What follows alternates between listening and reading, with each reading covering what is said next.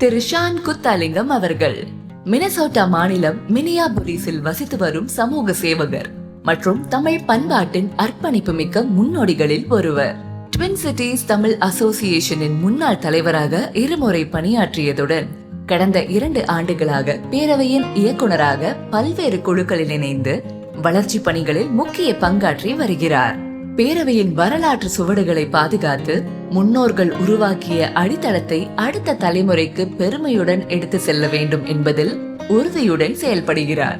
இளைஞர்களுக்கு அதிக வாய்ப்புகள் உருவாக்குதல், உலக தமிழ் சங்கங்களுக்கிடையேயான உறவுகளை வலுப்படுத்துதல், தமிழ் மொழி, கலை, இலக்கியம் மற்றும் பண்பாட்டை அடுத்த தலைமுறைக்கு கொண்டு சேர்த்தல் ஆகியவை அவரது தொலைநோக்கு பார்வையாகும்.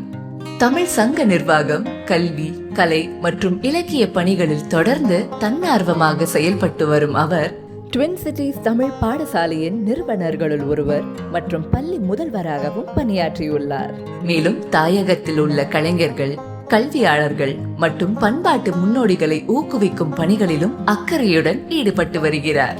நேர்மை, வெளிப்படைத்தன்மை, ஒற்றுமை மற்றும் செயல்திறன் ஆகியவற்றை அடிப்படையாக கொண்டு பேரவையின் தினசரி செயல்பாடுகளையும் தகவல் தொடர்புகளையும் மேலும் வலுப்படுத்தும் நோக்கில் துணை செயலாளர் பதவிக்கு போட்டியிடுகிறார்.